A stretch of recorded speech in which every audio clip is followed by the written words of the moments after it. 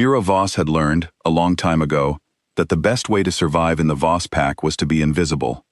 She was 17 when she stopped raising her hand at pack meetings, and she was 19 now, and she still remembered the exact moment she decided that silence was safer than hope. Hope only made the falls hurt more. She was an Omega, the lowest rank a wolf could hold, born into a family of proud, loud alphas who treated her like a stain on their otherwise perfect bloodline. Her mother had died when she was small, and her father, a respected pack elder, rarely looked at her at all.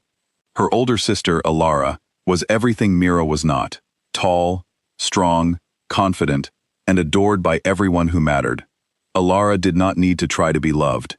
It simply came to her, the way breathing came to everyone else.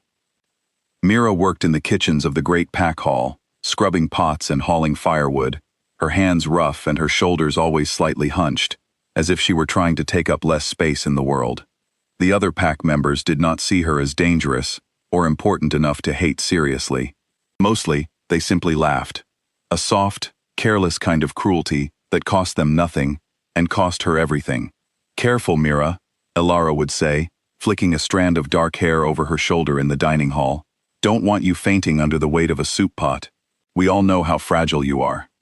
The others would laugh, and Mira would duck her head and keep walking, because arguing only made it worse, and because some small, stubborn part of her still did not want to give them the satisfaction of tears. It was in early autumn, when the leaves outside the pack hall had just begun to turn gold, that the announcement came. The Alpha King of the Ashgard Kingdom, a man named Draven Ashgard, was traveling through the region to visit allied packs. Rumor said he was searching for a mate, though no one knew for certain. What everyone did know was that Draven was young, powerful, and unmatched in strength, the kind of alpha whose wolf was spoken of in hushed, almost fearful tones. It was said his wolf had never once bowed to anyone, not even to Draven himself in moments of doubt. It was said the wolf did not trust easily, and had rejected every match arranged for him since childhood. The Voss pack was thrown into a frenzy of preparation. Alara, of course, was the obvious choice to be presented to the king. She had new gowns made, practiced her curtsies, and walked around the hall with the satisfied air of someone who already considered the matter settled. Mira was not expected to attend the ceremony at all. She was told, plainly, by her father, that she would remain in the kitchens preparing food for the feast that would follow. It did not occur to anyone that she might feel disappointed by this. It did not occur to Mira to expect anything else. But on the morning of the ceremony, an old pack law was remembered by one of the elders, a woman named Ilsa, who still kept the ancient records. Every unmated wolf of the pack, regardless of rank, was required to be presented before a visiting Alpha King, so that the true state of the pack could be honestly shown. It was an old, mostly forgotten tradition, but the elder insisted on it, and Mira's father, unwilling to risk offending the visiting king by breaking tradition, reluctantly agreed. And so Mira found herself pulled from the kitchens at the last possible moment, her hands still faintly smelling of onions and wood smoke, and pushed toward the great hall in the plain gray dress she had been wearing all morning. There was no time to change. There was no time to prepare. She was simply shoved into the line of unmated wolves, standing at the very back, behind every alpha, beta, and omega the pack considered worth showing off. The hall was full of light and noise, and the golden glow of the autumn afternoon streaming through tall windows. Pack members lined the walls, whispering excitedly. At the front of the room, seated on a simple wooden chair that somehow felt more commanding than any throne, sat Draven Ashgard. He was younger than Mira had expected, with dark hair and sharp, tired eyes that seemed to be studying the room without much interest. Beside him, resting on the floor with quiet, contained power, sat his wolf. It was enormous, black as midnight, with pale gold eyes that missed nothing. Even seated, even calm, it radiated a kind of dangerous stillness that made the entire hall a little quieter than it might otherwise have been. One by one, the wolves of the Voss pack were presented. Ilara went early, striding forward with total confidence, giving a graceful bow, and offering the king a warm, practiced smile. Draven nodded politely, said something Mira could not hear, and Ilara returned to her place near the front, glowing with satisfaction, certain the matter was already decided in her favor. The line moved slowly, Mira stood near the back, trying to make herself smaller, trying not to be noticed, as she always did. She heard the familiar whispers around her. Why is she even here? Someone should have told her to stay in the kitchens. Look at her dress. Did she come straight from washing floors? She kept her eyes on the ground, her heart beating a slow, heavy rhythm of humiliation. She told herself, as she always did, that it did not matter, that their words could not touch her if she did not let them. And then, far too soon, it was her turn. She stepped forward because she had no choice, because the elder gently pushed her shoulder and murmured that she must not break tradition now, not after everyone had been presented. Mira walked forward on legs that felt unsteady, aware of every eye in the room, aware of the soft laughter rippling behind her, aware of Ilara's small, satisfied smile as she watched her sister's humiliation unfold. Mira stopped a respectful distance from the king's chair and gave a small, awkward curtsy, her cheeks burning. And then everything changed. The great black wolf, who had remained perfectly still through every other presentation, rose to its feet. The hall fell silent almost instantly. Even Draven turned, visibly startled, as his wolf moved past him without command, without hesitation, crossing the length of the hall in slow, deliberate steps. Every wolf in the room seemed to hold their breath. Ilara's smile faltered. Whispers died in throats. The wolf reached Mira and, in front of the entire stunned pack, lowered itself to the ground and bowed its great head, kneeling before her without making a single sound. For a moment, Mira simply stared, certain she had misunderstood what was happening. Surely this was some strange coincidence, some trick of the light. She glanced up, searching the crowd for some sign that this was, in fact, a cruel joke arranged at her expense.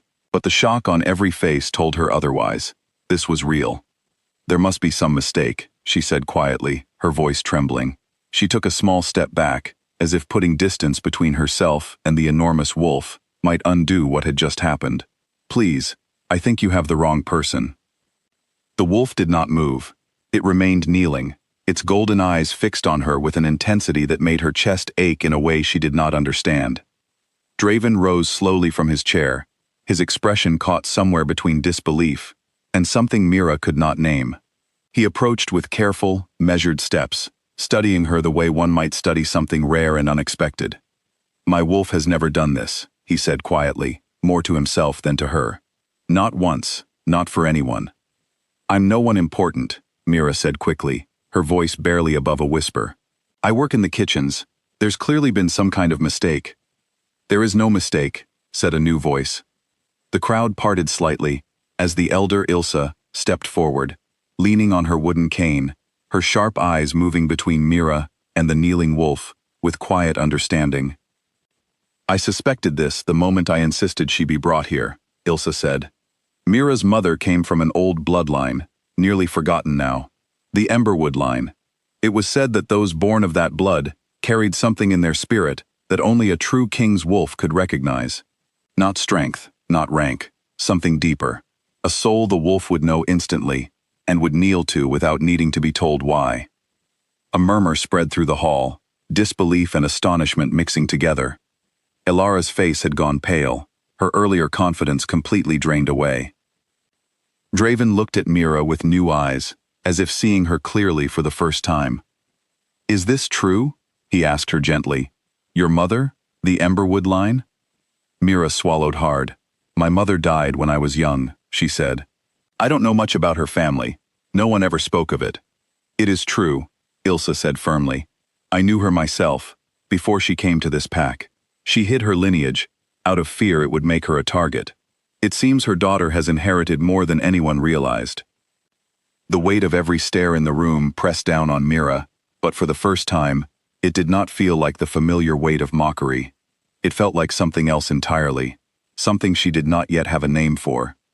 The Draven knelt down beside his wolf, bringing himself to Mira's level, his sharp eyes softening in a way that surprised her. I don't fully understand what just happened, he admitted quietly, but I have learned to trust my wolf more than I trust my own doubts. If he has chosen you, then I choose to honor that. He paused, glancing briefly at the wolf still kneeling patiently beside them. I am sorry that you were pushed to the back of a line you should never have had to stand in. I am sorry that this pack made you feel small when you are clearly anything but. Mira felt something crack open in her chest, something she had kept tightly locked away for years. Tears rose unexpectedly to her eyes, and she blinked them back, unwilling to cry in front of the very people who had spent years teaching her that her feelings did not matter. "You don't have to apologize to me," she said softly. "You don't even know me." "Then let me start now," Draven said. He extended his hand toward her, palm open, an offer rather than a command. "Whatever this means, whatever comes next, I would like the chance to know you properly, not as an Omega, not as anyone's disappointment, just as Mira." The hall was utterly silent, every pack member watching as Mira looked down at his outstretched hand. She thought of every mocking laugh, every careless cruelty, every year spent believing she was exactly as small and unimportant as everyone told her she was. And then she thought of the wolf kneeling patiently beside her, asking nothing, waiting simply for her to see what he had already seen. Slowly, she placed her hand in Draven's. His wolf rose the moment their hands touched, moving to stand protectively at Mira's side. And for the first time in her life, Mira felt something she had almost forgotten the shape of, the feeling of being wanted, not despite who she was, but because of it. Ilara opened her mouth as if to object, but the look on their father's face silenced her immediately. There would be no arguing with an Alpha King's wolf, and there would certainly be no undoing what the entire pack had just witnessed. As Draven led her from the hall, his wolf walking proudly beside them, Mira caught sight of her reflection in a tall window they passed. She almost did not recognize the girl looking back at her, standing a little taller, her chin lifted slightly, something new and unfamiliar shining in her tired eyes. The whispers that followed her out of the hall were different now, no longer mocking, no longer cruel, but hushed with something closer to awe. Mira Voss, the Omega everyone had overlooked, the girl no one had ever expected anything from, walked out of that hall as the chosen mate of the Ashgard Kingdom's Alpha King. And though the road ahead was uncertain, though she still carried the scars of years spent believing she was unworthy, she understood, for the first time, that some truths cannot be silenced by cruelty forever.